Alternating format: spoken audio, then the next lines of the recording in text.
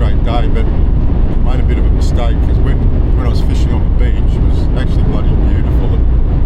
The temperature was perfect. I had a big hat on.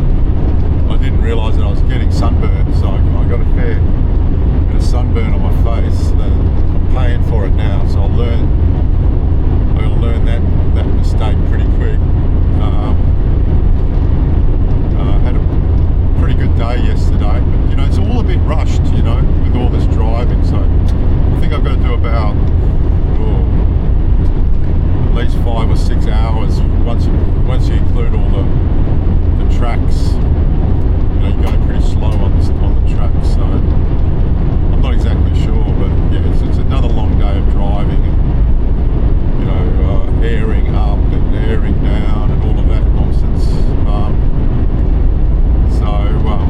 Yeah, it's still, I'm enjoying it. Now, I just thought I'd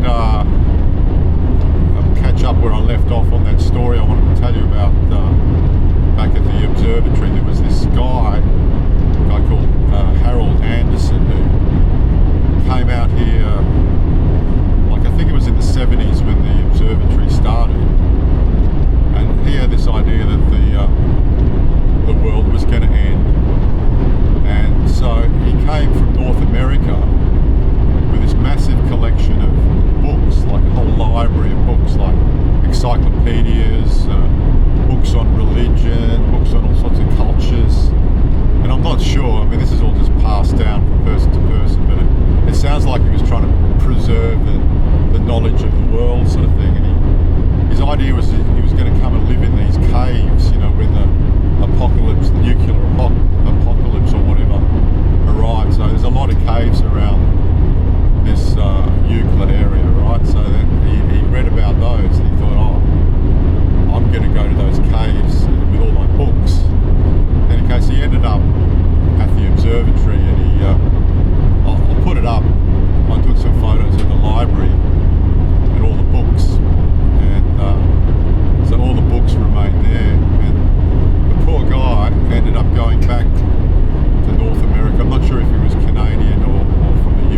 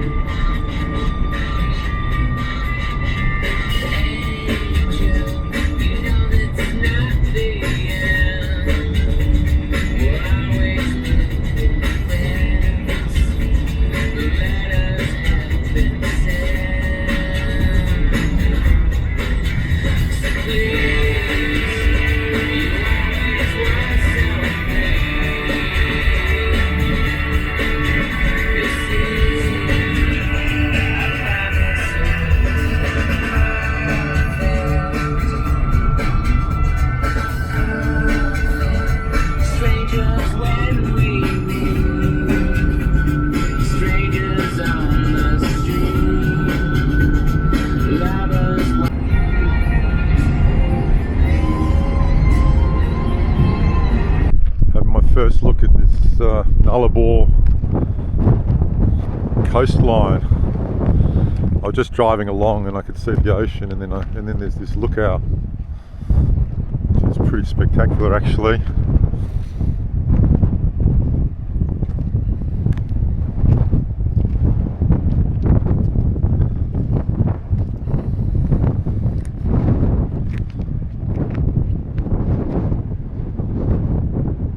amazing. You've got these cliffs. I don't know what it looks like in the camera, but it's pretty awe-inspiring. Also pretty cold. It's about 20 degrees today.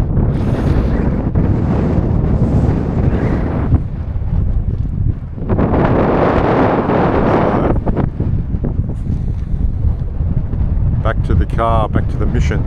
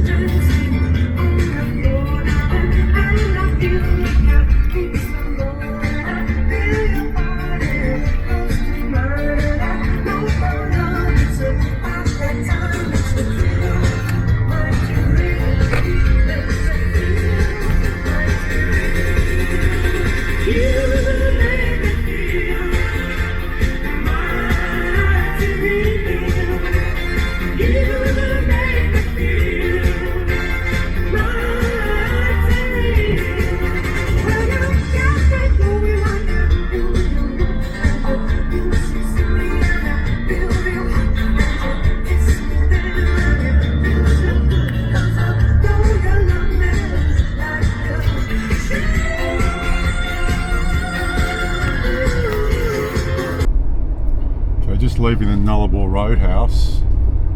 It was windy as F out there, and that's what I basically knew all along, that we I'd be battling the wind for the next 4 days. Here comes a massive truck in my direction.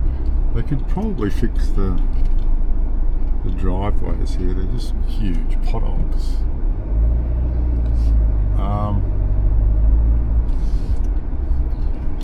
So I'm off to try and find the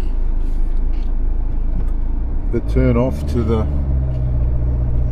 I think they call it the Red Gate, but I seem to remember trees being around it. This is just all treeless plain here, so let's hope I haven't driven 1,743 kilometres to miss the place altogether. Alright, I'll let you know when we get closer to the location. Alright, I found it. Pretty much where I thought it was. I took one wrong turn and I found some people camping in the bush. Here we go, Yalata Indigenous Protected Area, Red Gate Track. Private property. Okay. Beyond this gate, there's a mulloway. Maybe. Let's go.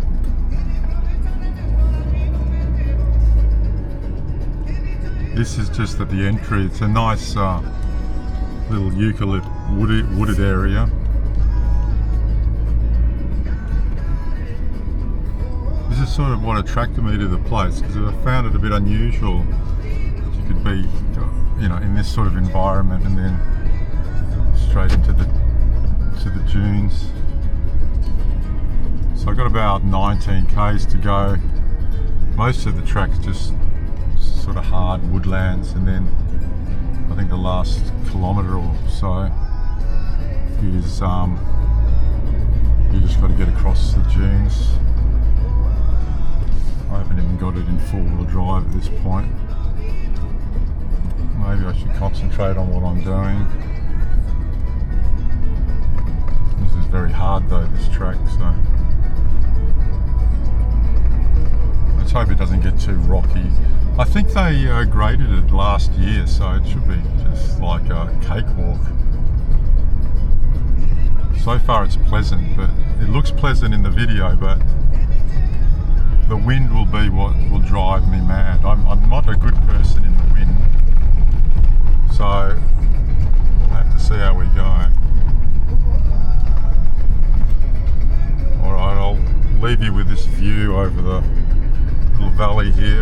go down. It's quite pretty actually in this area. I'll pick, you guys can follow me in a bit further down.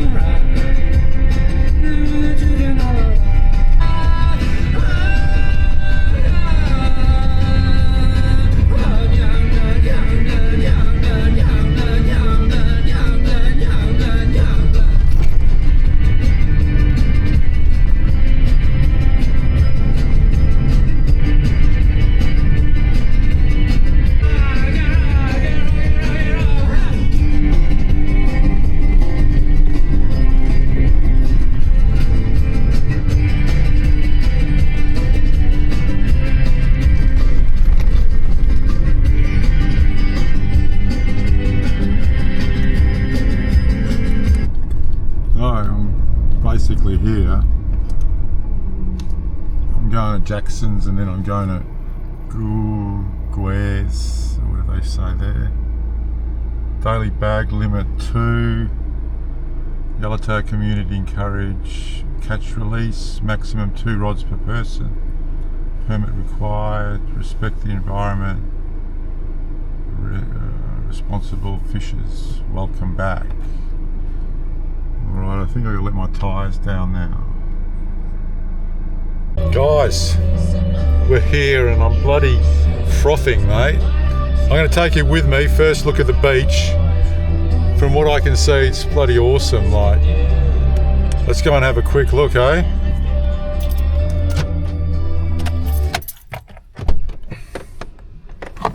Let's go. We gotta go. Bare feet, whatever. You hear those bloody waves? Jeez. I better bloody improve my casting, guys. I've got to improve it. Let's go. You come with me. This is it, guys. Fucking awesome. Oh, sorry for swearing. Look at this place.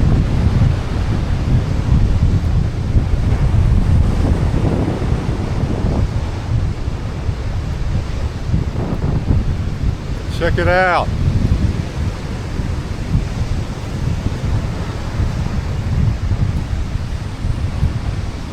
It's all mine for a couple of days. Well, actually only 1.5 days now. But then I'm going to move to a more... This is wild, this is raw, this spot. The next spot, it's like a little bay and there's a reef at the back. Check out those birds.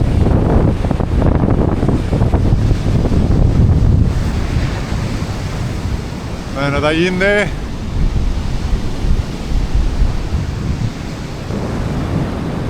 They can't just say hello.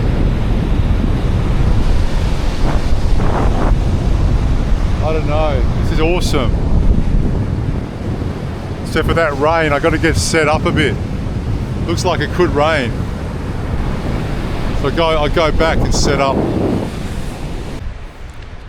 Yeah, just starting to set up the camp, but I can't do my full setup because it's just too windy. It's just insane. So I've just put a little awning up for the minute. I'm going to have to figure out how to re-engineer it so it's a little stronger. Because as soon as you get up here, you've got like howling bloody southerly winds. But you know,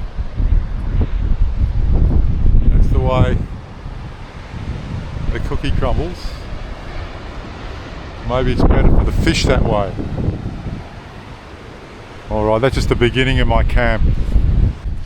A little bit more progress. I've had to like doubly brace this awning. I used like an extra tent pole and a whole lot of string and stuff. I've got my bed set up now. I'm going to do a bit more on it, but at this stage I'm fairly confident it won't blow away. But I'm just going to have some cheese and a wrap. I just hadn't had time to make anything decent, so that's what it is for the moment. I don't even know what time it is. I'm thinking I might go out there if I can get more set up and just get my small 8-foot rod and a lure and just flick it around and see if there's anything like a salmon or something out there. Otherwise, I don't know how I'm going to flick it into this wind. In any case, I got to set the camp up a bit better first.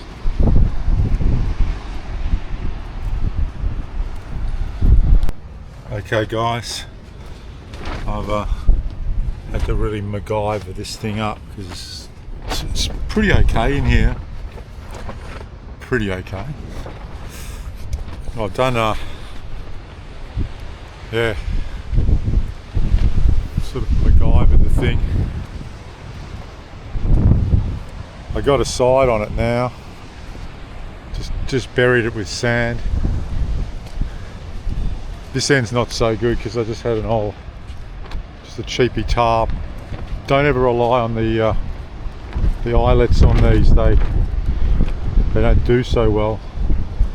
Yeah, double bracing, a million cable ties, more sand, bit of MacGyvering. Guybering across there. I don't know. I mean, it can hold up to this, but if this gets any worse, I don't know.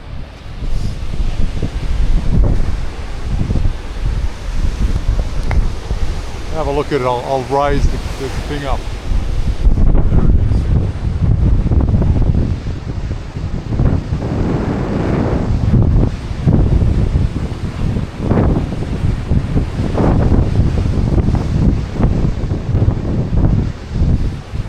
I still haven't checked the time, so I'm still, even though I'm bloody buggered because I've been driving for 6 or I don't know. Is it 6 hours? I can put all this, if it rains I can just cover all this stuff with the tarpaulin thing there. So that's me. Unfortunately I got to move this camp in a the day after tomorrow, but that's what it is. Alright, I'll check the time, see what I can do. Yeah, phone says it's 7 p.m. I don't know. Doesn't make any sense. It's taken me quite a long time to do that, obviously. I don't think I'm going to be doing any fishing this afternoon, or what's left of the evening. I don't know. I'm here to fish, so I don't know. Let's just go down and have a look at this bloody ocean again. I think the tide's, I'm not sure if the tide's probably coming up. I feel like I really want to fish, but I'm bloody exhausted. Like,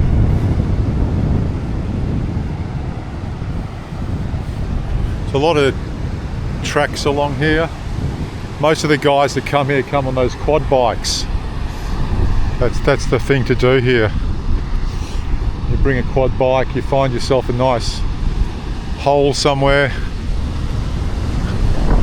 and you set up. If it doesn't work, you move along. Still, I don't even care if I don't catch a fish. It's just awesome here. It's like the power of this ocean, the wind. It was just amazing up at the Nullarbor Roadhouse, the wind that was just blasting through there, because there's no trees, right? In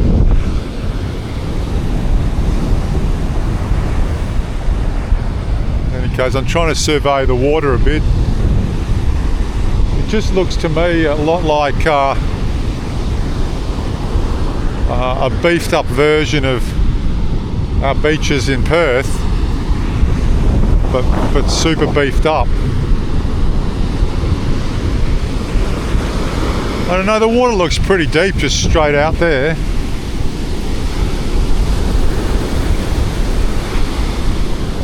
I'm checking either over there or on the other side of where these waves are breaking here. I'm not going to walk very far, it's just too hard. So I'm just going to have to choose a spot, maybe just over there. That looks more like the spot there. See where that wave's just, doubling up there? See how it's petering out there? I suppose it's doing it here as well. In any case, somewhere along here, I have to chuck a line in at some point. I don't know if I'll do it tonight. I'm not really much a night fisherman. I think that's when they catch most of the sharks, etc. I'm just going to go take a rest, see if I can boil a kettle.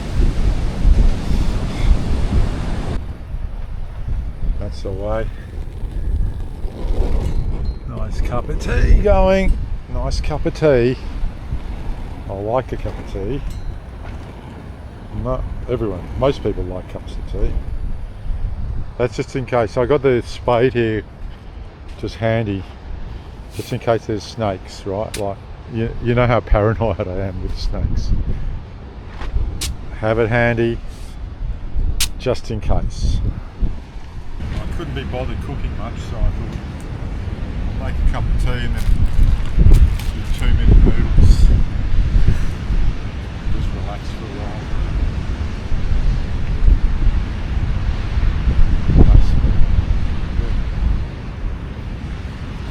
I was talking about the snakes, and a couple and a child visited the bird observatory. They're really mad bird people, and I don't know if you can hear me over the wind, but she said she got bitten by a juvenile brown snake when she was camping at Shark Bay. She was walking at night and she stepped on it. She thought it could have been a mouse, but it was definitely a bite. So they airlifted her from a nursing post, gave her both the black snake and brown snake anti-venom. But she said it didn't really, they really gave her a shock, but she didn't really say, she didn't think she was going to die or anything. But it was only a small snake, that's it. She was pretty lucky that she was actually somewhere where they could, treat her. I suppose if you got bitten out here, I know I'm by myself, so part of the air highway is for the flying doctor. They have airstrips out there, so you never know. You'd think they'd have some anti-venin around the servo stations, maybe not. Put those big boots on and go walking around here at night. The welly boots.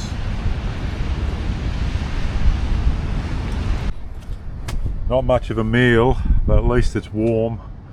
I'll put an egg in there, a bit of soy sauce. Maybe we can do better. Hopefully we can get a nice fish, cook it up, and the weather allows it. There we go. In any case, there we go. That's dinner tonight.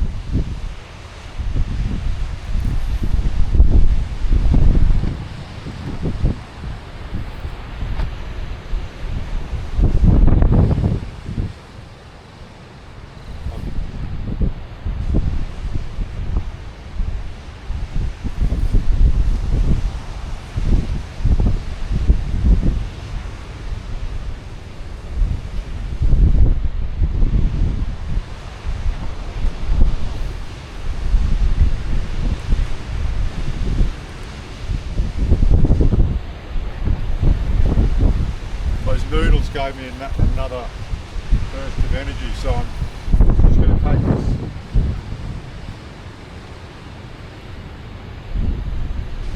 This is my light setup while the rod's light, the reel's okay. So basically the 65-pound braid, and then I got a 100-pound sort of leader just so I can cast it. And then I've been using 60-pound, but I don't know. We'll have to wait and we'll just give it a try. Keep going with the 60-pound and 10-0 hooks. I don't know. We just got to try. I'll just give it a quick go. You never know if you never try.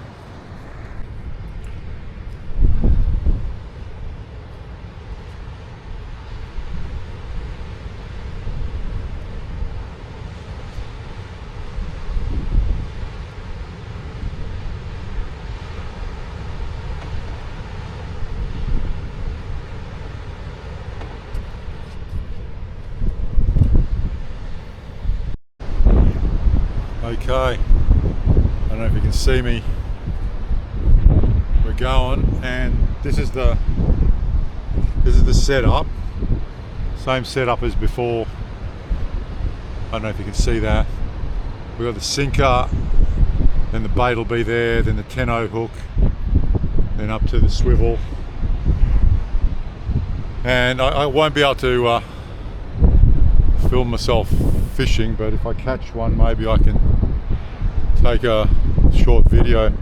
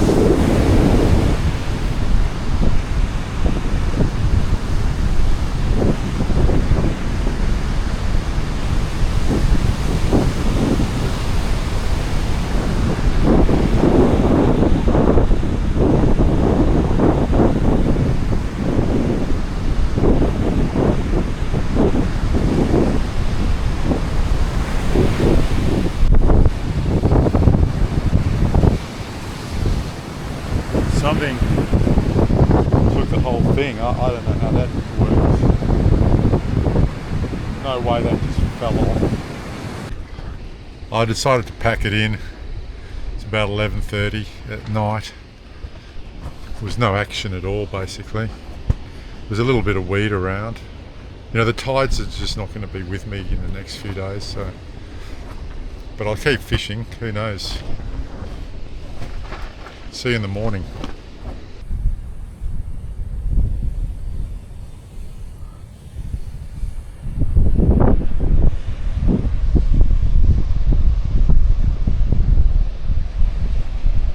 Good morning, everyone. It's day 6 of this trip. Or is it day 5? I can't remember. Well, the wind didn't let up all night. It was just howling.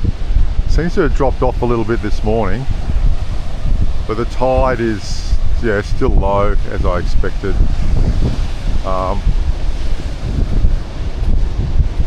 The good thing is the temperatures have been nice.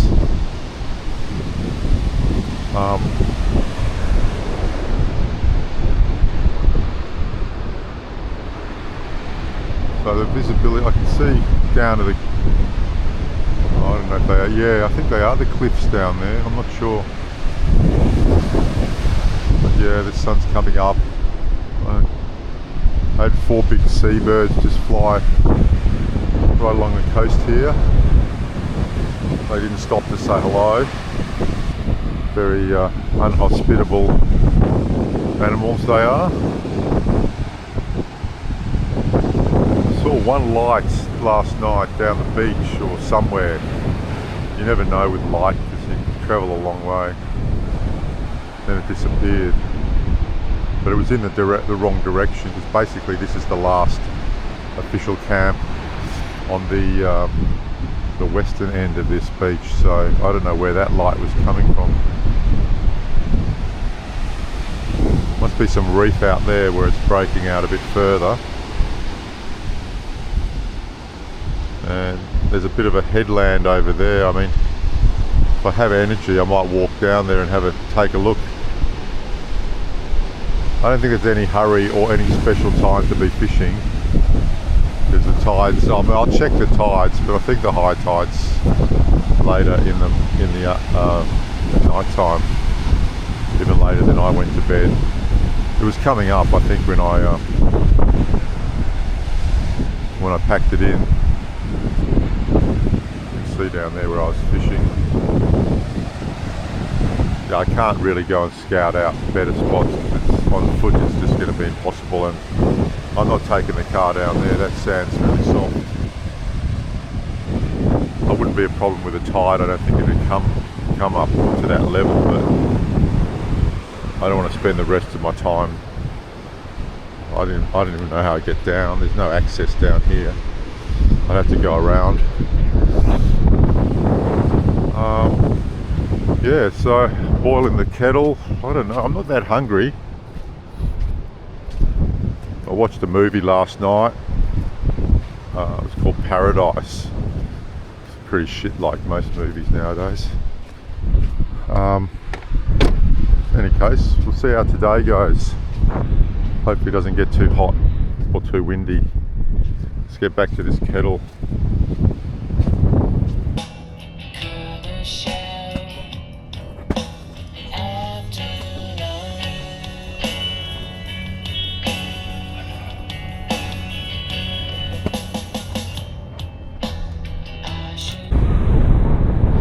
Starting up in the morning. I had one guy just ride past me on a quad bike, but he was coming from the west, so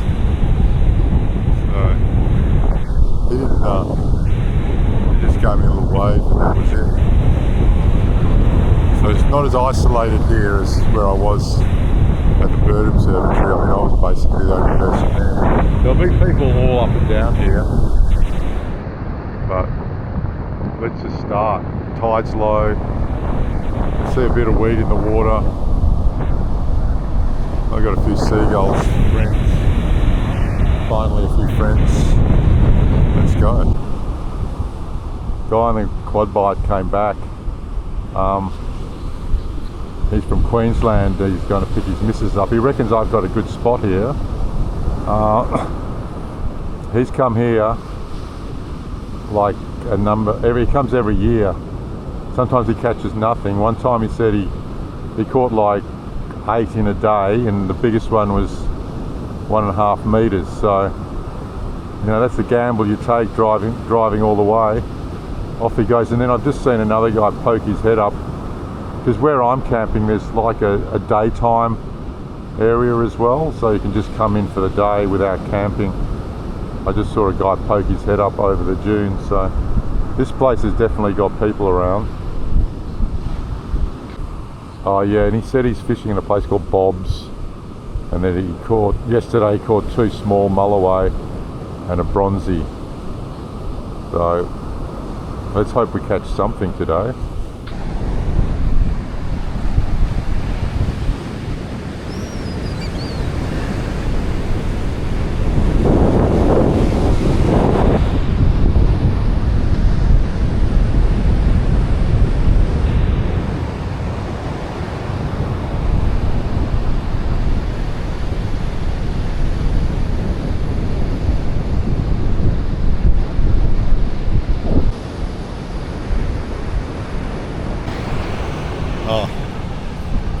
No luck so far. I've moved down the beach. I was fishing over there where that pile of seaweed is. My entrance is probably about 100 metres down there, so I've had to walk quite a way with my gear. The wind's died off. It's pretty nice. I've got my shade going. So we'll get this, and this is looks like a better bit of gutter here than where I was fishing. So if I'm going to catch something, it's right here.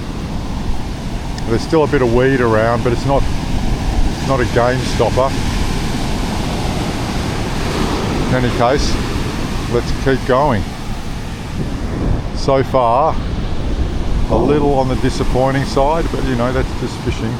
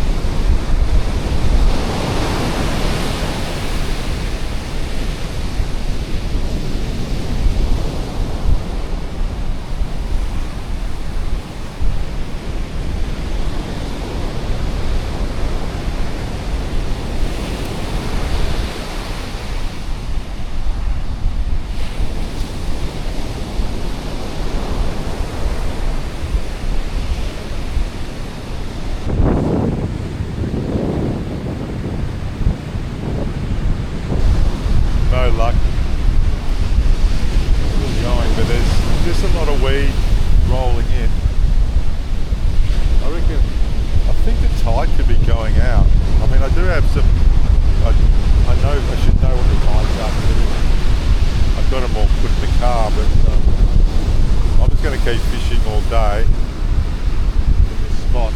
It's actually a really good spot. I can see a bit of reef out there. There's reef down that end. This is the best spot for sure. So all I can do is fish it. Further east, there's more fringing reef. So you get these little bays and reefs. This is more beach than reef along this section. But it's just such a glorious day. It's like, yeah, I was really dreading the wind, but today it's playing along. The fish aren't playing along, but the weather is gorgeous. The perfect temperature. This place can get really oppressively hot sometimes, and it can be windy and hot at the same time, or it can be windy and freezing cold. So I can't complain, and today's been fantastic. I'm just relaxing. You know, I've got a few more days, except I've got to move camp tomorrow, which is, you know, it's going to bite into my time because of all that setup to try and get something that can withstand the wind. It was worth it though. Yeah, I felt that was working pretty well last night, that setup. Yeah, I braced that awning, the Darshi. I made it a bit lower and then I braced the sides with an extra poles because that wind could just snap those poles. So, and then a whole lot of tie downs, and I bought the end. I just piled sand on it, and that little tarp I had is just perfect. I've got another setup, but not going to be ideal for here because it's just too windy. Okay, keep fishing.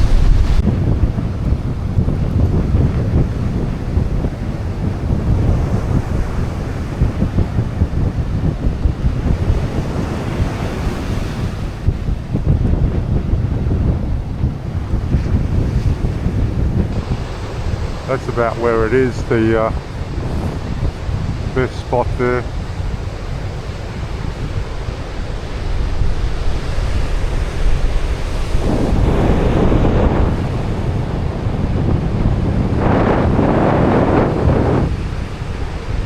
Get some blue sky arriving.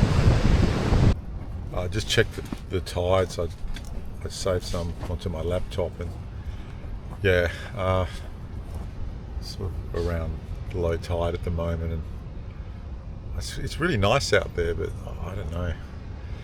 I think the high tide's at about 8:55, but even then there's no real variation. The big tides were about a week ago, but also then they were at like 3 o'clock in the morning. So I don't know if I'm a sort of 3 o'clock alarm setter sort of guy. I don't know. I'll keep fishing. I'm just going to tie up for my other rig, and probably when the tide starts coming in, I'll use 2 rods, so that means I can sort of clear the seaweed out of one, cast one, and then sort of just rotate them, give me more time in the water, because after all, I've driven all this way. You can't just give up and just sit around doing nothing. Yeah, a bit, but I knew before I arrived, right? Like I knew I'd hit the wrong tides, but that were just the days I could make it. Hopefully the place plays along, eh? Yeah. Okay, I started fishing with 2 rods so that I could try and manage the weed a bit better. Like I'd take one out, clean it up, cast the other one, just sort of rotating them.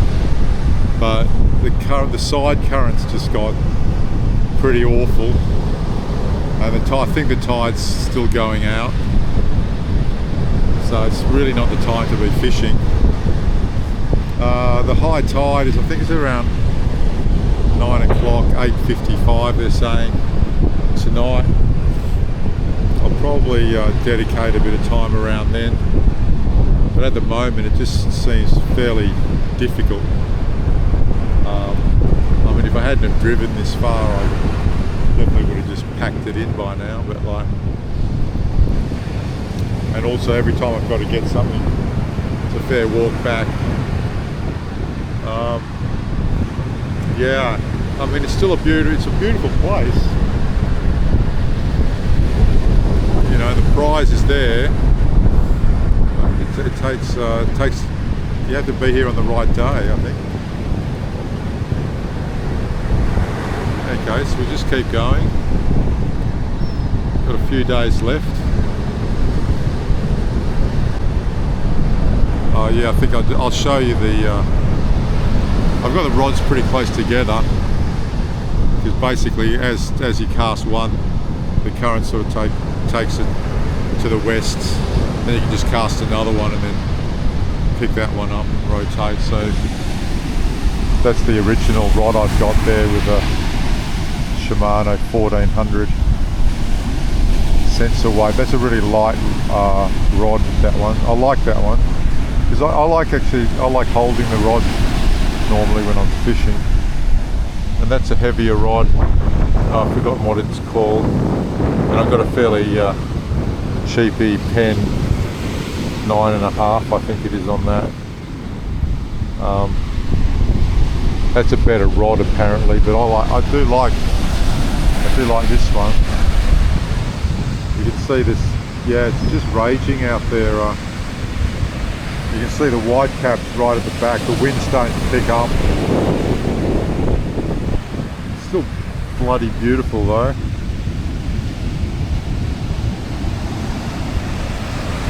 The birds have been hanging around all day, getting a little feed here and there.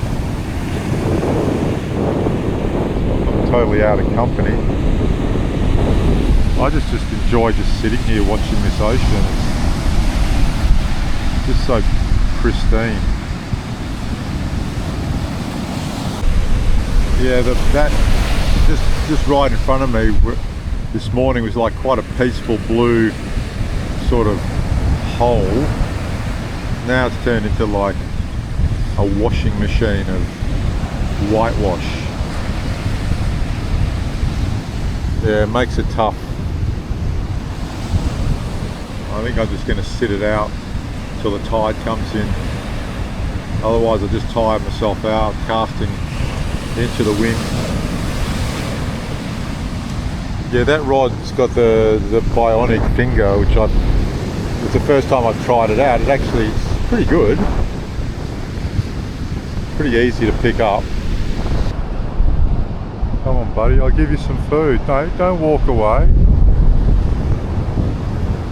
We've got this manky bit of mullet that's been sitting on the beach all day long.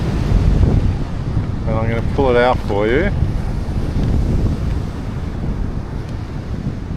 And you're going to have to come closer.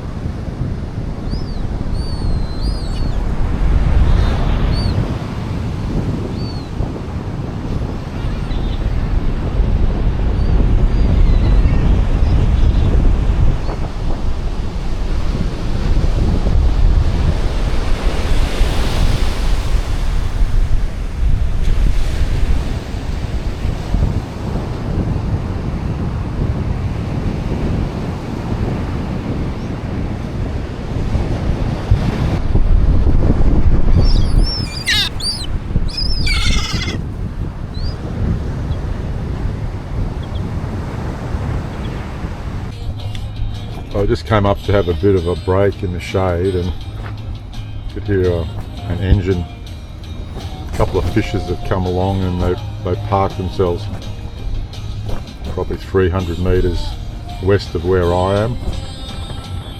Two guys on a quad bike. And they're just setting up to start fishing, so they're not deterred by the conditions at the moment. I might keep an eye on what they do there, see if they have any luck. It's actually quite nice just sitting here with a snack and a bit of music, having a bit of a break.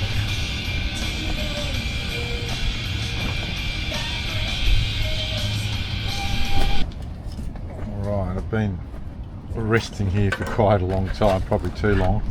I want to go check out these guys, see if they've actually persisted or not with their endeavours.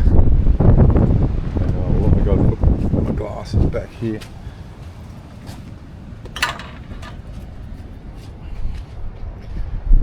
If I walk up there and they've hooked onto a huge mulloway, I'm going to be like, I'm going to be happy for them, but like, it'll give me a sinking feeling in my gut, right? Like, because they're actually in my spot, essentially. Let's go and have a look. Keep an eye out for snakes, though. You know how bloody paranoid I am about those things. I don't know if I told you, but one of the visitors to the observatory, a girl, she got bitten up in Shark Bay by a juvenile brown snake. I think I did tell you. Alright, let's see if they're down there. Yep, they're fishing. They're onto weed. A piece of weed with the alligators.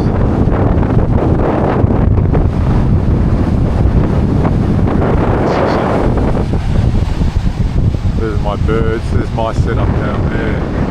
I don't know see it. But it's encouraging to see him catching weed, because I had a pretty good bloody pile of weed both spots I fished. I'm going to go back to it though. If these guys reckon, these guys are probably bloody South Australians, you know, so they know what they're doing.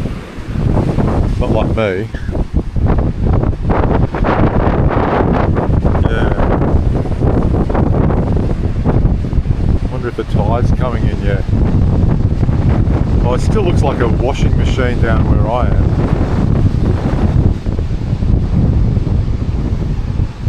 That's a better spot he's got there. I don't know, it's always better. The grass is always greener on the other side, isn't it? Alright. I don't know, it's a bit early because the high tide's going to be at like 9, so maybe I'll just go have another quick fish and then come back and oh yeah, have some dinner. You got to remember dinner. There's my bloody humpy. It's a bloody good little humpy. It's working pretty well. Except for I've got to disassemble it all tomorrow morning and move it. So I've got to dig up all this bloody sand I've piled on there. Undo 1,001 knots. Load everything back onto the car. Look at all this MacGyvering here. It's bloody, it's real MacGyver-y shit. Bloody everywhere. But yeah, I sort of feel like, you know, it's like cozy. I can just stand just near the car, and then I get in bed on this side. I get into my King's super comfortable bloody swag or whatever they call it there, watch my movies in there. It's not too bad. If I ever become like homeless, you know, I might survive. Alright, so I've started fishing again. The tide's come up. Kyle and his girlfriend are about to pack up to go down the beach. So they didn't have any luck at my spot. They're just packing up now, and they're off probably back to their own spot. I've got 2 lines in the water,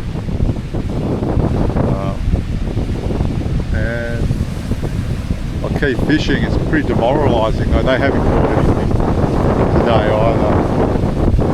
So basically their total for the week they've been here is just 2 small mulloway and 1 bronzy. Yeah. But he did catch that 1.5 metre mulloway when he was here another time, and another 8 of them in a week. So this is the place. You have to be here at the right time. The tides are just not really working for us while we're here. Normally you catch salmon or something, it's just dead. But I can't give up. I've got to do 2 more days. I've got tonight as well, but yeah, we'll just see how we go. Just keep casting.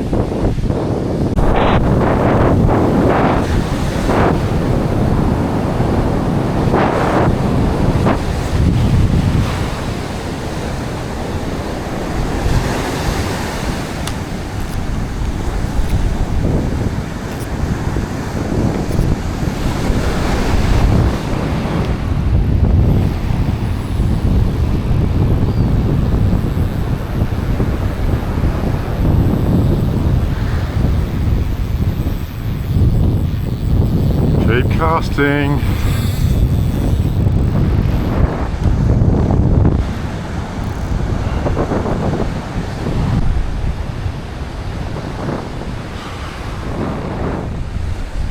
This has been the most frustrating day ever. Not a single touch. It's almost like the place is just totally barren. This looks like dog footprints down here. Or a fox, I don't know.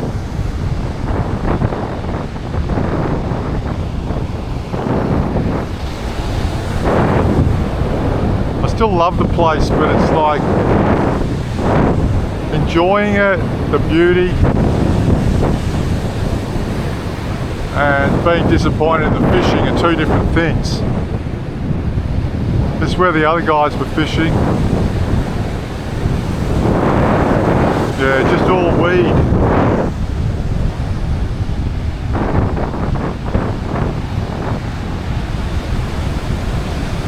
I don't know, I think I'm going to pack it in. I got a lot of, I wouldn't mind making a decent meal tonight, and also, yeah, the prospect of packing that camp up in the morning, pretty, you know, there's a lot of work in that. What are those guys doing? A big gull? Hey, you're a big guy, aren't you? Don't run away. I'm not going to hurt you. Yeah. I think I'm going to can it. Unless I decide to do a bit of night fishing. I don't know, I could leave my rods here on the beach. We'll see. The wind's picked up again. This place is just insanely windy. In any case, I've made myself a chorizo bean stew for tonight. So that should cheer me up a bit after today's miserable fishing.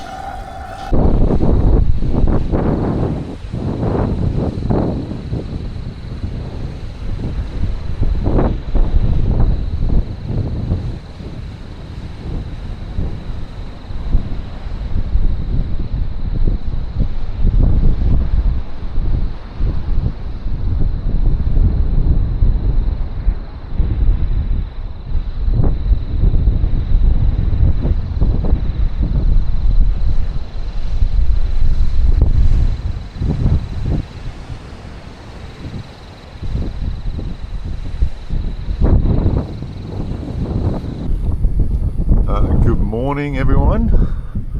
Another day in paradise, in inverted commas.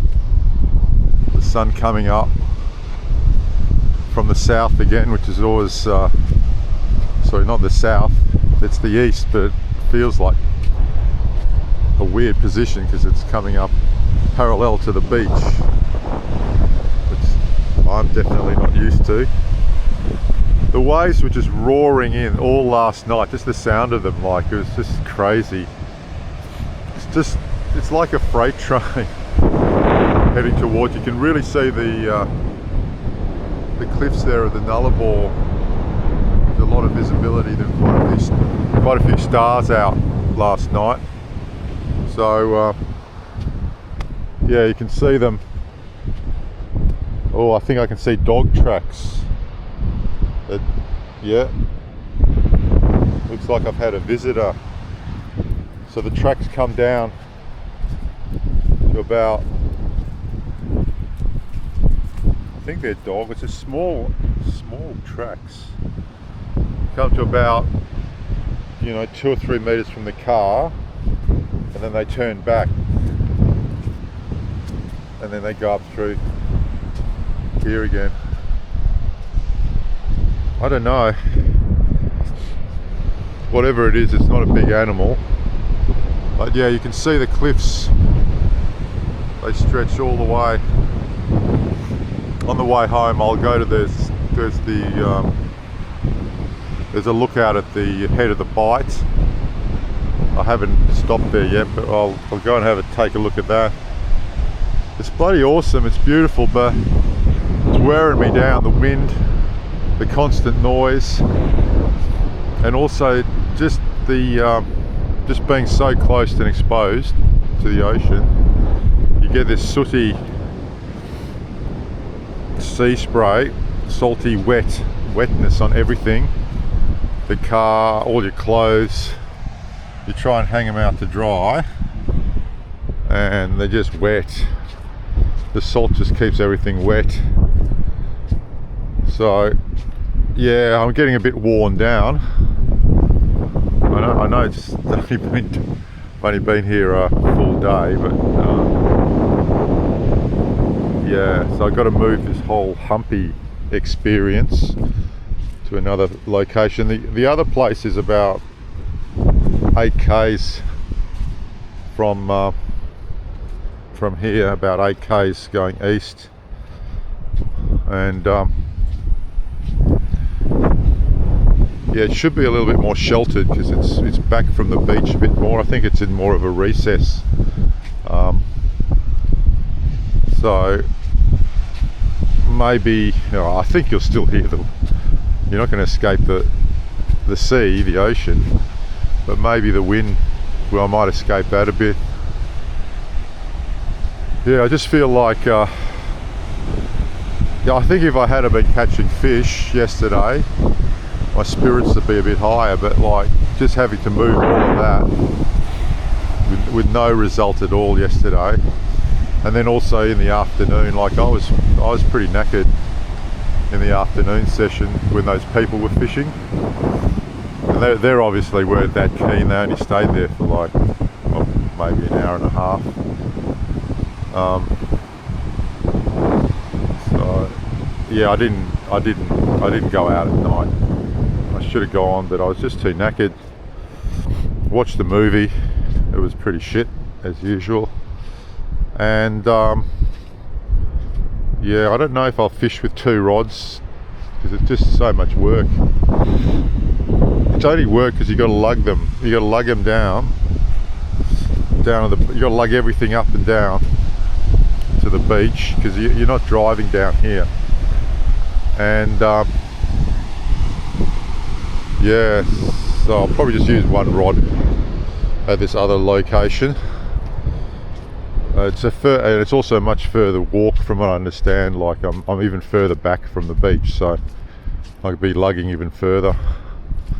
All right, I better go have a look at this billy and see if we've got a nice hot cup of tea yet. Okay, so just packed up. It took me all of the best of the whole morning to bang on 10 o'clock.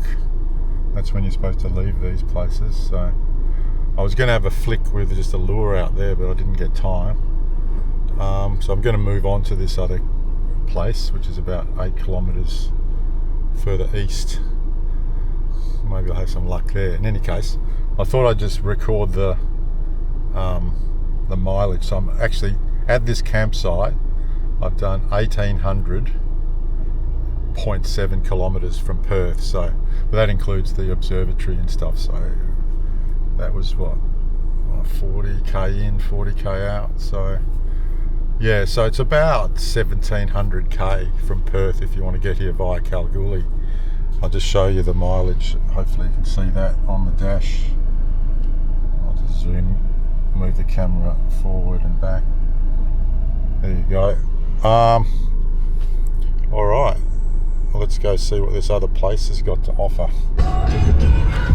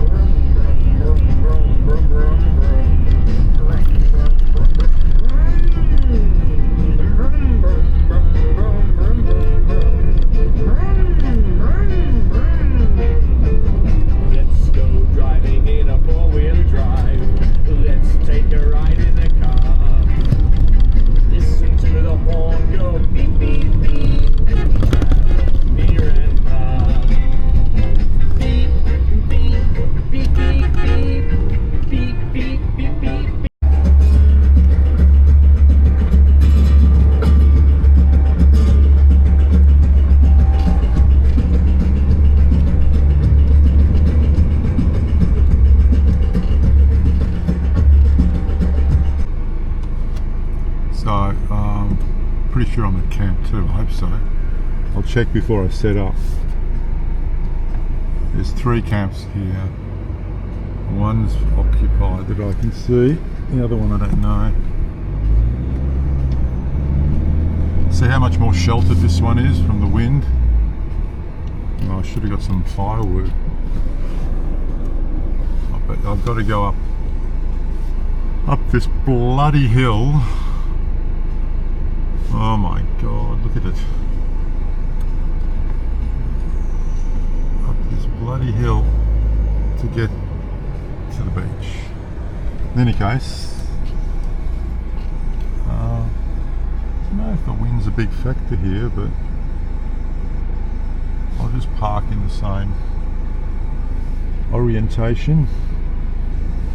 There's a dunny over there. Oh, this is massive. People come here in bigger groups. Like one person is pretty odd. I mean, you could have, I don't know, 50 bloody people here. I don't know if there's a limit. In any case, let's go, get out, run over that bloody dune over there and have a look at this new spot. Let's get excited again. Come on. Let's get excited. Let's get this fish.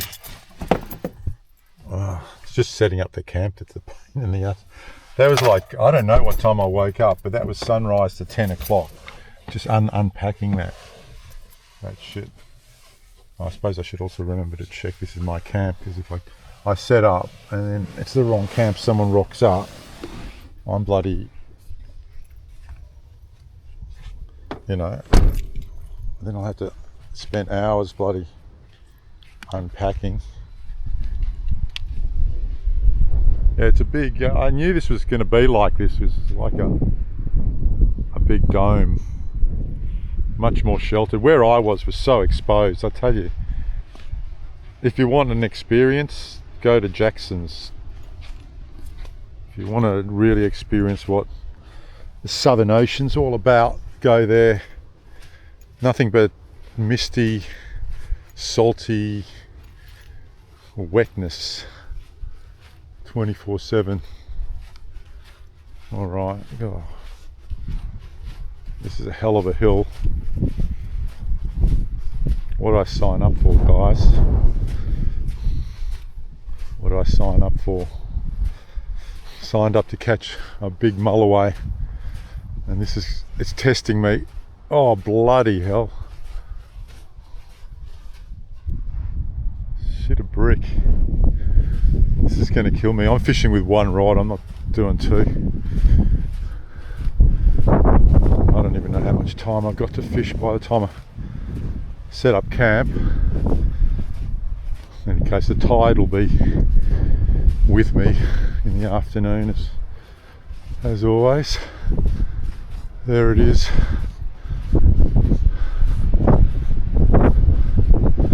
Avoid driving above the high tide mark. See, this is what I was saying about the reef.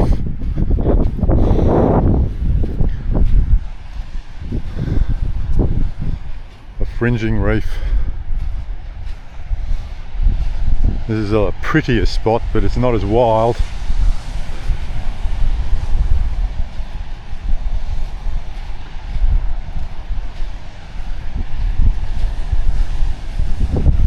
I don't think that's my bird that's flown all the way with me.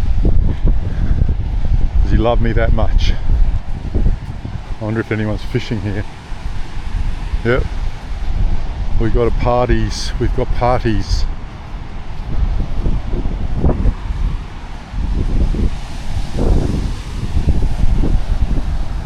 It's pretty fucking magnificent still. See the cliffs down there?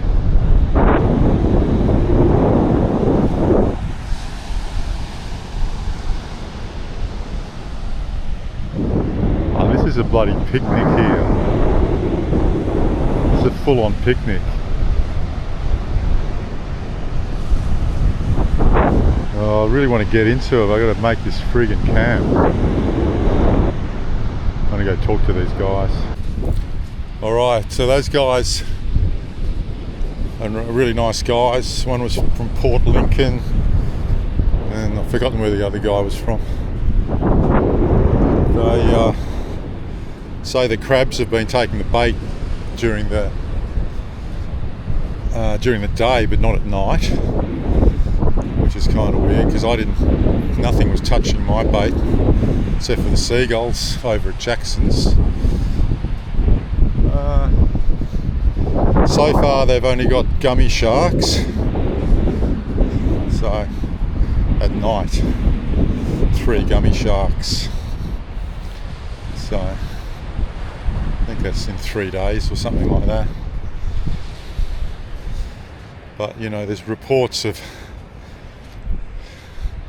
there's always going to be various reports of, told me about some big camp where, like a big party camp, I don't know when it was, whether it was this year or not, but guys on quad bikes with mullies strapped front and back, which I think is a pretty outrageous way of storing them. Right, I've walked up the wrong bloody sand dune because I've been talking to you guys, so I've got to keep an eye out for snakes. The good news is they're saying I don't have to worry about the wind here, so that means my setup's going to be a lot easier. I'll just set up the awning just as it's supposed to be. I don't know, I might still brace it, depends. I'll brace it if there's some wind. I'll probably set up that other tarp as well. Yeah. Alright, back to it, back to the grind of setting up bloody camps.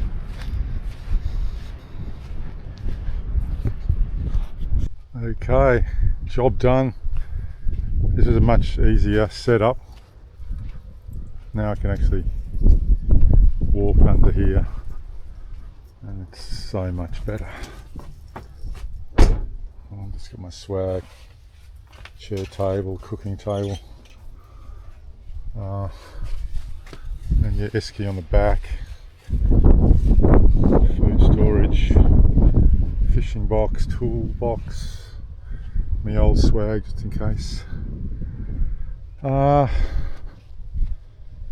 Yeah, well, they say you don't get much wind here, so I've only braced the thing a little bit. So take a quick break and then probably, I don't know, get into it. Those guys say the crabs are going to get all the bait, but I've got the dingle dangles, so let's go dingle dangling.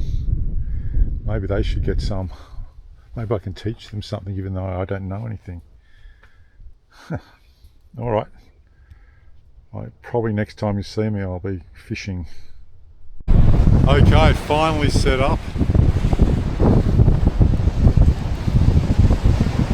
The colours are amazing. The blue of the sky and the blue of the water. I don't know if this picks it up, but it's just effing amazing. Nice bit of reef out there. I'm here. The other guy's over there, but they just nicked off. Giving me dirty looks for some reason, I don't know. So I'm going to have to be a bit cautious about filming. Don't really want to piss them off. So I'll just maybe put it on my head from time to time. If I catch a fish, obviously I'll film the fish, right? But for the moment and also I'm going to use the dingle dangles because they say the crabs are eating all their bait, but the dingle dangles will be perfect to get it off the bottom. I don't know if these South Australians know about them. Alright, let's start fishing. I thought I'd just quickly show you the dingle dangle I made. On this end there's just a loop to go to hang off the sinker, and no, so the hook will go through this red part here, and the sinker will hang off the bottom off this green, and that bead will stop it from pulling through when it gets launched. So we're just going to wrap a bit of mullet around there, probably cut it, whoops, sorry, probably cut it sort of there to size, and then just get some cotton threaded around there. Hopefully the crabs don't find it. Okay, that's how it is. It's a bit of a mullet bullet. Should float a bit. While these guys aren't there, I don't know if the camera's lined up, but I'll show you. So where are you? There. Let's see. I'm not top. There you go. So the hook goes through there.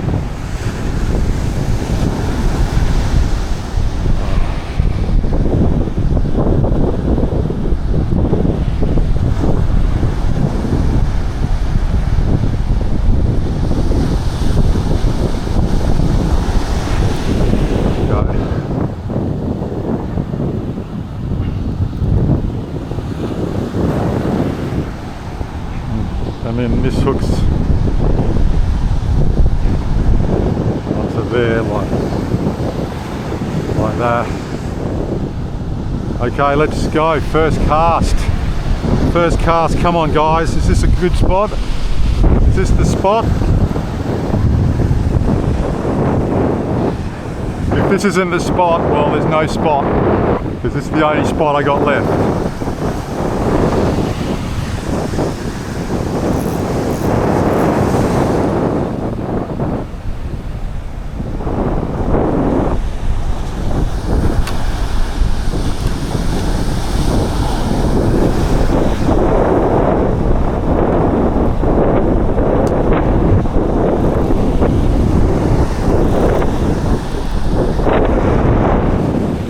Let's go.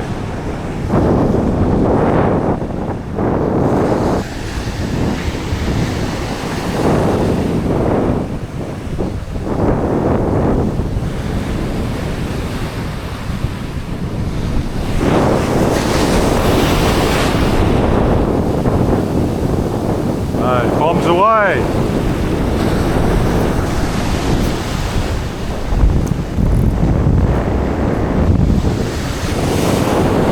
A bit of weed around.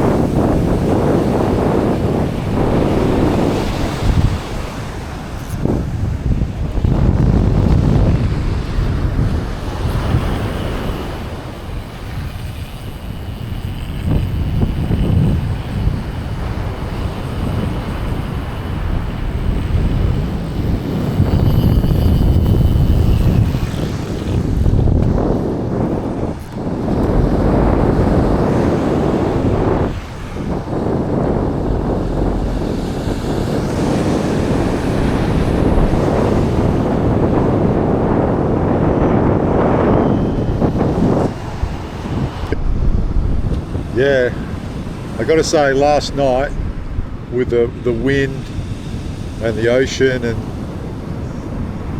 that spot, and not having caught one thing, I was totally dejected. I just thought this place is really just a hellhole. But coming here with that those sheltered campsites and this magnificent little bay here with the reef, it's just fantastic. Those colours of the blue sky and the blue water, it's like a picture. Like you can't even paint a picture like that. And under this shade, relaxing, and my sinkers are holding well, and hopefully my bait's just floating out above those awful little sand crabs. And I could, like this, you know, if it just stayed like this, it'd be easy. But yeah, that other spot was just difficult, really difficult. I think if I ever came back, I probably will, I'll come back, even if I don't catch anything. But like that Jackson's, it's an experience. Like if you come here, maybe you should do it just to experience it, because it's raw up there. It's like, It's bloody raw. Here's like just, it's nice. I assume like if the wind really picked up, it'd be horrible here too on the beach, but back there it'd be fine.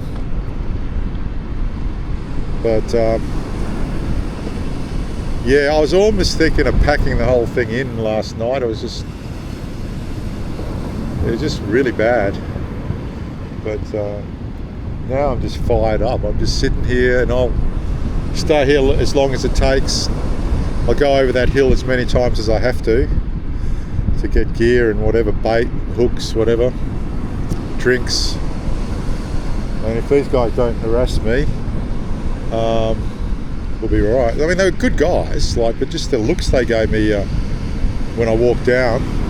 There's not many places to put rods along here, basically, because if you go further east, you're right in with a reef and like too close to the reef. So there's technically only probably space for 3 fishermen, and there's only 3 of us, so I'll have to make do. Look, I'm here. They didn't want this spot. I'll grab it. It's just the way it goes.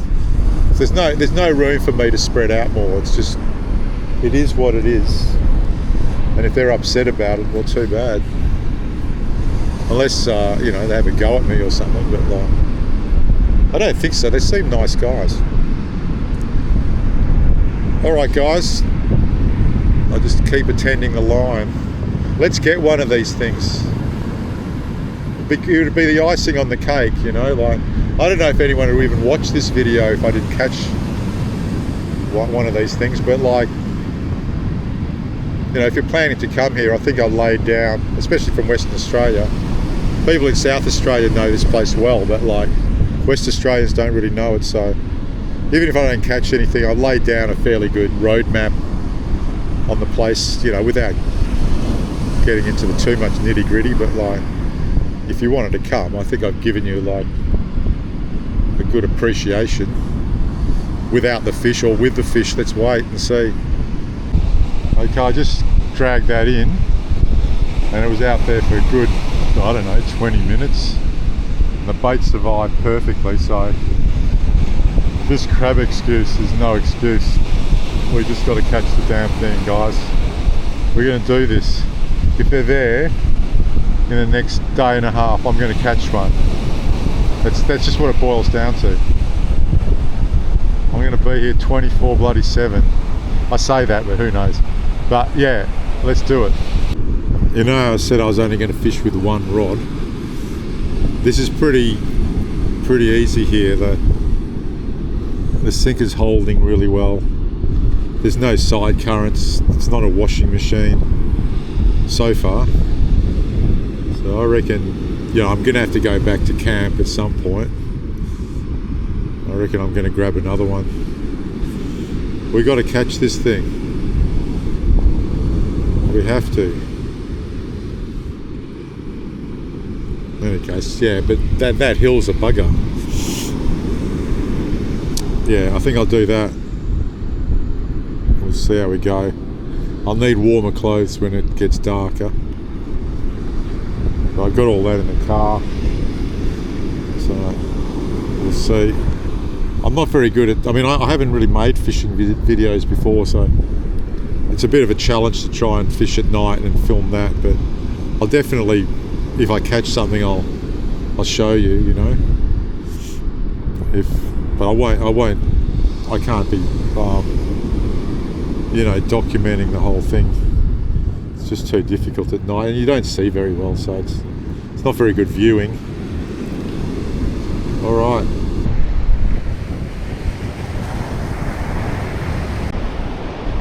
Sort of dead puffer fish.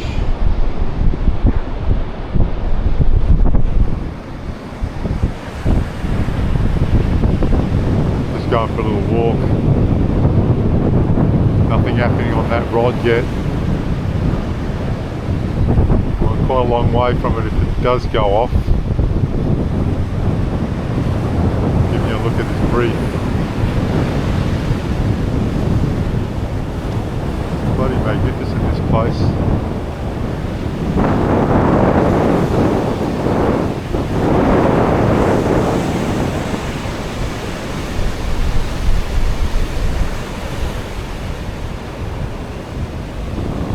I think the whole beach is about 55 kilometres long, or the part that is in the Yalata indigenous area.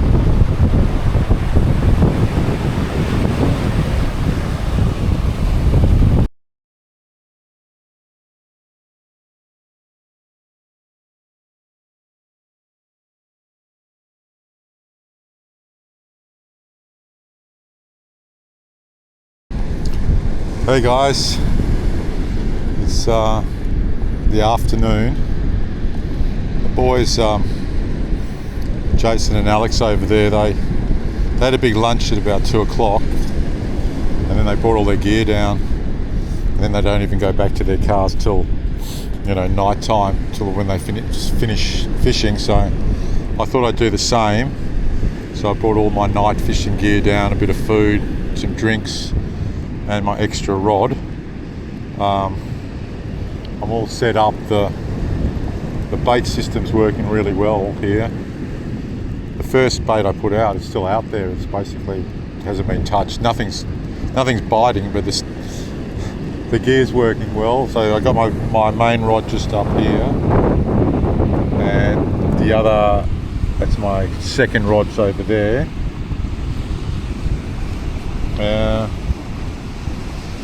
Yeah, so it's I'm set up for the evening, and if it doesn't happen tonight, I've got all of tomorrow and all of tomorrow night. I don't know, I've got a feeling about tonight. I don't know, we'll have to wait and see. Old I don't know if you can see him over there, but the boys are over there. They've been catching a few salmon trout, which is basically juvenile Australian salmon. Not many though, he just showed me one. In any case, you guys better wish me some luck.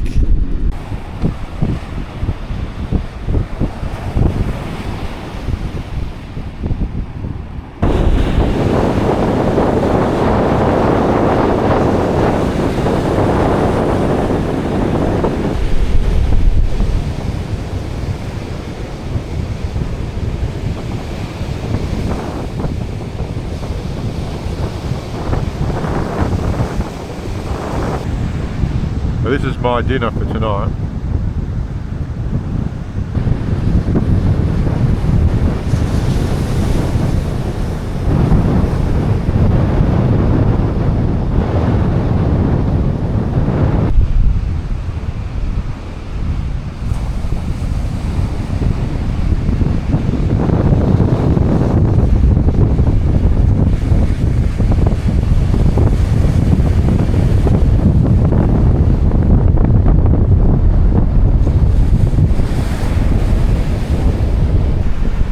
Okay, it's almost sunset. Nothing has been caught by either the three of us all day. I mean, these guys only put their bigger rods in the water about, you know, probably 5 o'clock, 5:30, maybe 6 o'clock. I don't have a time on me, guys, but it should kick off soon. Hopefully. The sun's just going down now. It's pretty nice around here still. I'm glad I didn't can it last night when I was feeling miserable. I'm not catching fish, but I'm still enjoying this immensely. Let's see what the night brings.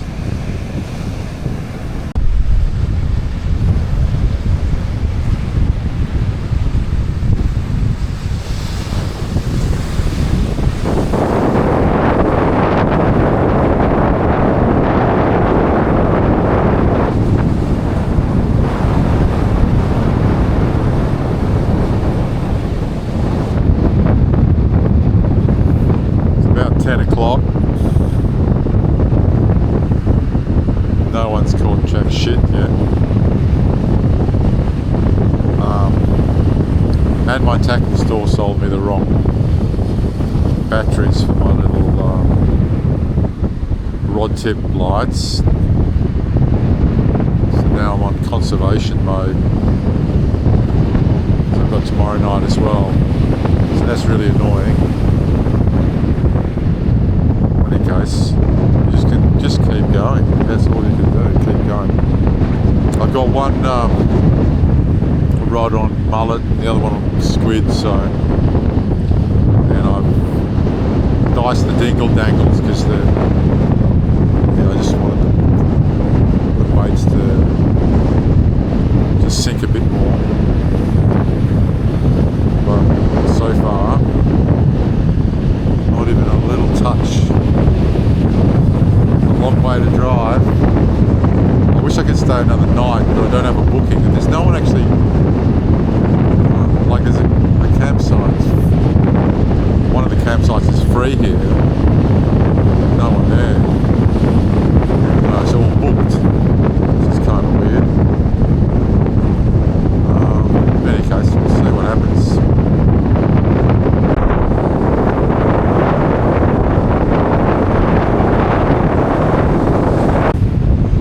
Jace, the guy down one of the fishermen down there, he caught a mulloway. It was 81.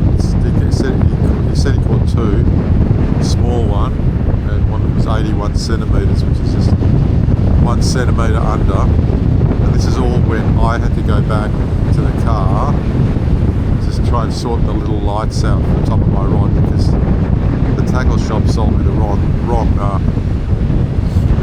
batteries, wrong size batteries. So I missed the action. He showed me a picture. So, it's looking up. Like he said, the other one was small. All while I was farting around back in the car. And a bit disappointed I didn't get to see it. Yeah, so I've got to conserve my little lights now for tomorrow night, because I've got one on the far rod and this one I can just see against the night sky, so it's a bit annoying. Jeez, you'd think they would have sold me the right batteries. Anyways, I don't know what time it is because I don't have my phone, but it's a few hours later. It might be about 12 o'clock now. I don't know. Morning everyone. Another day at Yalata. Another day where no fish have been caught. Sun's just poking up over there. Yeah, I don't know what's going on here.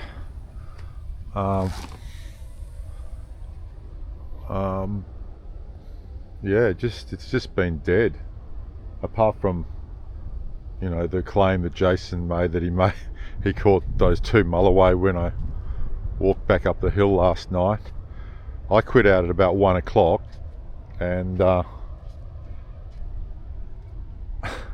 went over to say goodbye to the boys, and they were just sleeping on their chairs next to their rods, just in the middle of the night, just dozing away. Funny guys. Jason's like a real fisherman. He's used to work on the tuna boats, and he was telling me a story about how they used to go and catch them with these huge nets, and then he would be in a boat inside the net, somehow feeding the tuna. They'd swim in big circles, and they just go all the way back to wherever their port was, with the tuna alive in the nets, and they keep them alive in these cages, to fatten them up, get them to the right size, and then eventually a boat would come from Japan and come and get the fish and like snap freeze them or whatever. I had no idea that was a sort of a thing. But yeah, that's the guy. he's a full-on fisherman. Like he's, you know, and they've been using. He's caught some fresh bait, and yes, he had some fresh kingfish for bait. I'm beginning to question my bait, but I don't know, like not even a shark or anything, you know, like, yeah, the other day, you know, my bait was working with sharks and stingrays, so I don't know why it wouldn't be. I tried squid for a long time, I tried my dingle dangles, and then I went to just, you know, I blew the dingle dangles off, because some of the seagulls were, when I did the squid, it was a bit lighter, so it was floating. So I pissed those off, and I better turn this off before I boil it dry. So I pissed those off, and just, you know, just fished with just a hook and some bait. Ended up having a massive tangle for some reason. I don't know, my lines ended up crossing, and yeah, I got one line back in the water, and then I called it quits. Yeah, let's say I'm not happy, and you know, I'm going to fish today and then probably some of the night, but you know, I've got a huge drive the next day to get back, and you know, packing up this camp will take hours, or an hour or so. Getting out of here, I don't even know where I'm going to stop on the way back, because I'm not, yeah, I've got no idea for the plan. So yeah, this could be a bit of a disappointing fishing video. Nothing happens today. Otherwise, I'll just keep, you know, I'll make the video and just keep it as a record for everyone if they want to come here. And for myself too, if I want to look back on it. Alright, better get on with my cup of tea.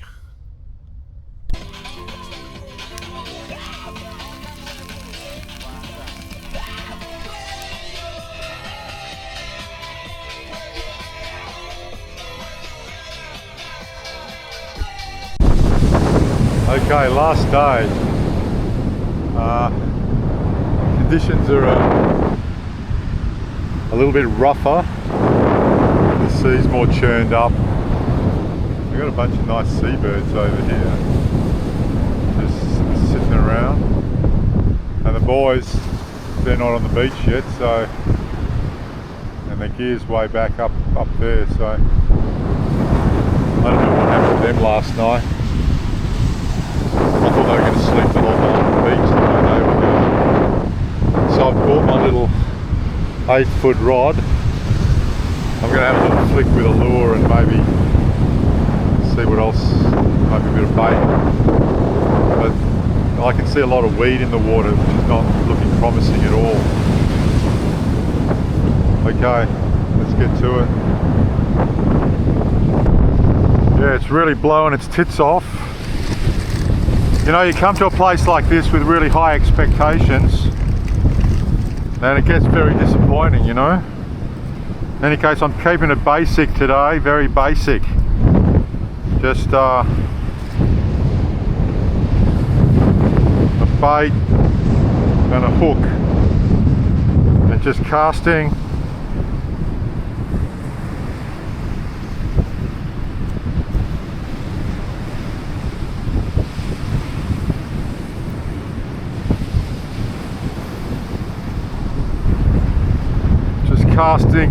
Casting.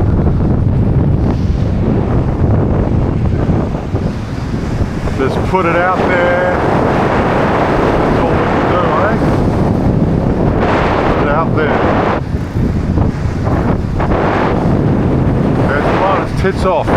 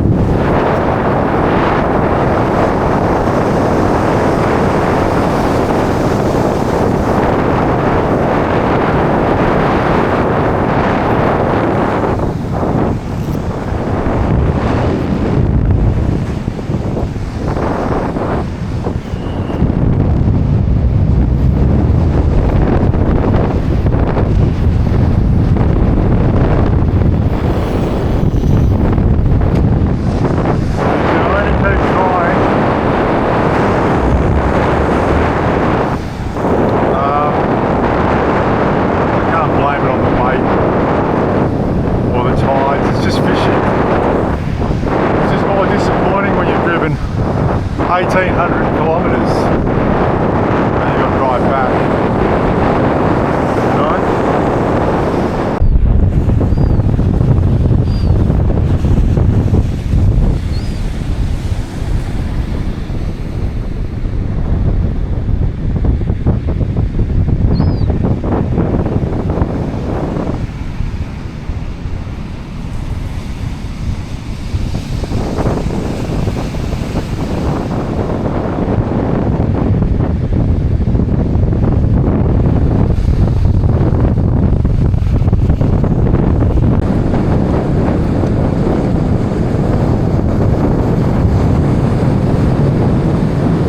Really touched at all.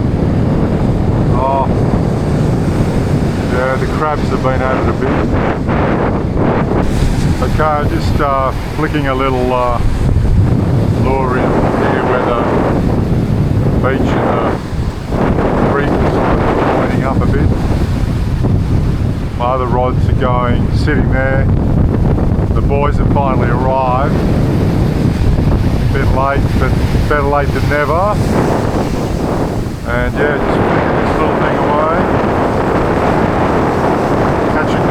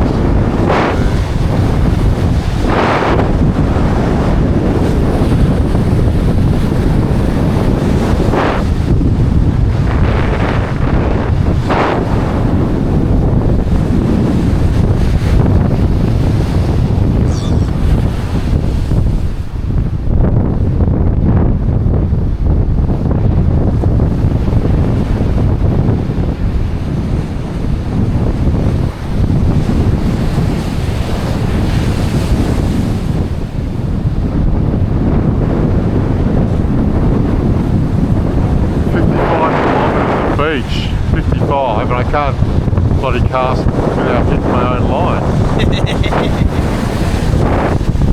It's a pretty small little area, isn't it? Like 3 people fishing is probably maximum, right? Like, yeah.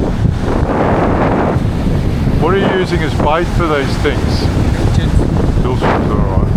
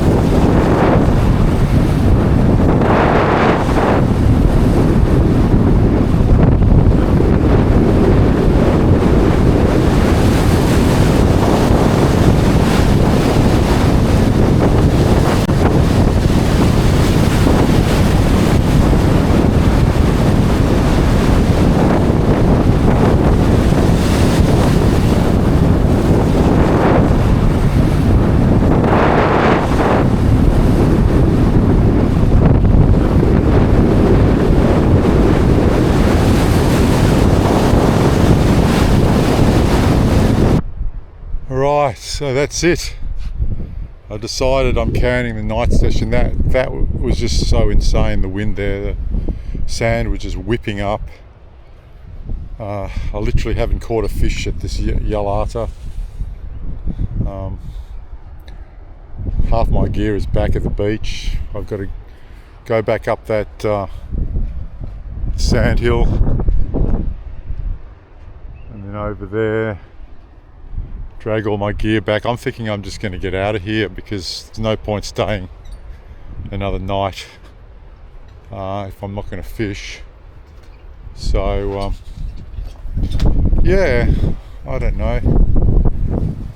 I was sort of very disappointed. I mean, you come here with these great expectations, you know, and but to catch nothing, right? Like a salmon or something. I tried to fish for the trout salmon with lures, different sizes. Use some bait. It was pretty difficult with, because this camp spot here actually, I don't know how they pronounce it, guise or something like that. You can only really fish, I reckon, 3 people here. Like, so given the space in this campsite, this is just one of the campsites, and then there's another 2. If the people don't have their 4-wheel drive motorbikes, it would be impossible to fish this with more than 3 people, I think. So just a note there, if you're planning on coming out, it's a good spot. I don't know about as far as the fish go. I think that's just the thing, you know, fishing. It's probably a ton of mulloway caught right there, right? But yeah, if you think you're coming, it's pretty protected. Not completely. My camp's a lot away too, because my Velcros are coming loose, so it's another reason to get out of here. But yeah, it's a pretty well protected spot, and you've got a pretty nice, well, beautiful. It's just fantastic out there. So, but yeah, 3 people, like.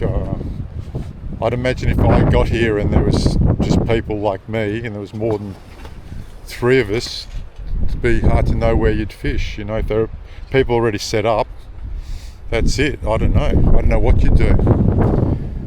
In any case, a ton of work to disassemble this camp, and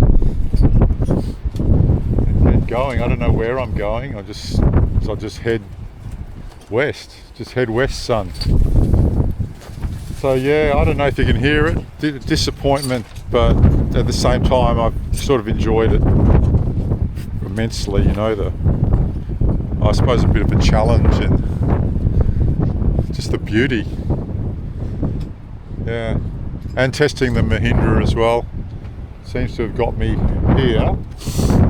Let's see if it can get me back, eh? Alright.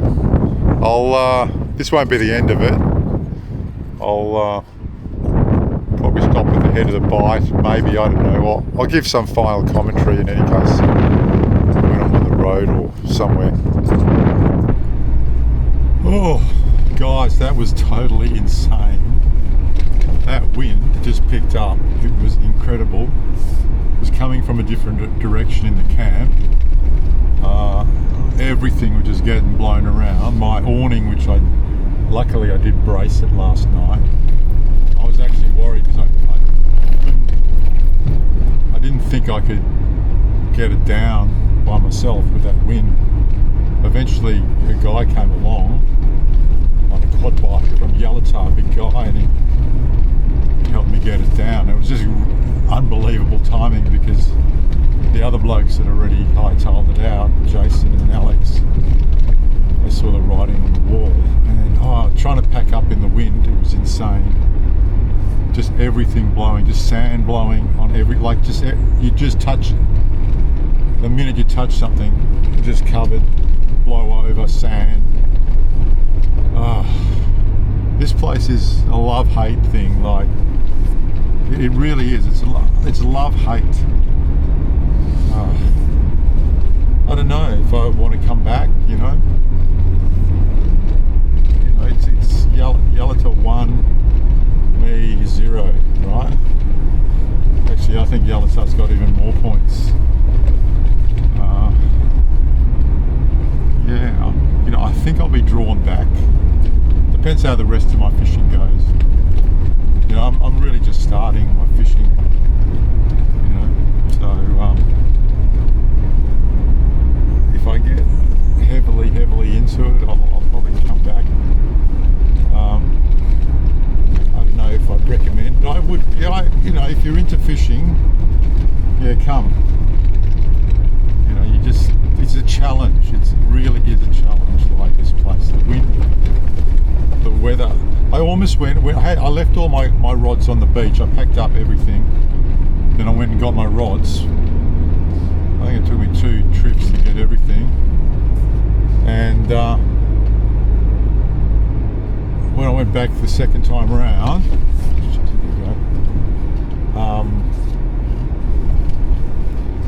like that little chair I had, and I had a hat tied to it. It was just like virtually almost underground. I'm in 2-wheel drive. I'm now going on this very soft dune. Yeah, so sorry about this. I've just got to concentrate. Yeah, got it. Yeah, it was just basically covered in sand, and I almost went up that hill again one more time to get a video of the ocean because it just looked. It was a beast. It was just like just white waves everywhere. Like from the first day I rocked up, like that was beautiful. But it's so beautiful in any case, even with that, just the way it swirled and everything. And when I was doing that lure fishing, that was when it was building, It's so beautiful. Like, God, I'm happy I'm out there right now, because tonight would have been atrocious. Absolutely. Because the wind swapped around. Just picked up. In any case, I was going to do a final goodbye from the red gate, where you enter. That's sort of famous in South Australia. But I think I'll just leave it. I'll just leave it here, guys. And if you've actually watched all this, you're insane, right? Like, you're totally insane. But thanks for watching if you have. I don't know. as I'm recording this, I don't really know what the footage would look like, so I'll try and edit it up the best I can. But it'll just be like a vlog sort of thing, with a few little bits in between where you know, just road trip sort of stuff, you know, like everyone loves a road trip. I don't know about fishing trip. Yeah. You know, like even this morning the boys, I think Jason caught one of those trout salmon, they call trout salmon, and that was it, you know. Yeah, he did get those 2 mulloway last night, but he reckoned he called out to me when he caught the first small one, but I didn't hear him. And then when I went up the hill to deal with the batteries for the rod tips, lights, that's when he caught the other one. He showed me a picture of it. I'm just a little annoyed I missed that, because I mean, would have liked to have seen it. He reckons it was just 1 centimetre under, over. Sorry, under, yeah, under. But they measured it with a tape, so like, you know, with the curvature, I don't know, they should have kept it. It was bloody, it must have been pretty bloody close. Okay then, I'll sign off. I wasn't happy with that sign off, so I just thought I was going to say, let all your fishing be an adventure and all your adventures be fishy.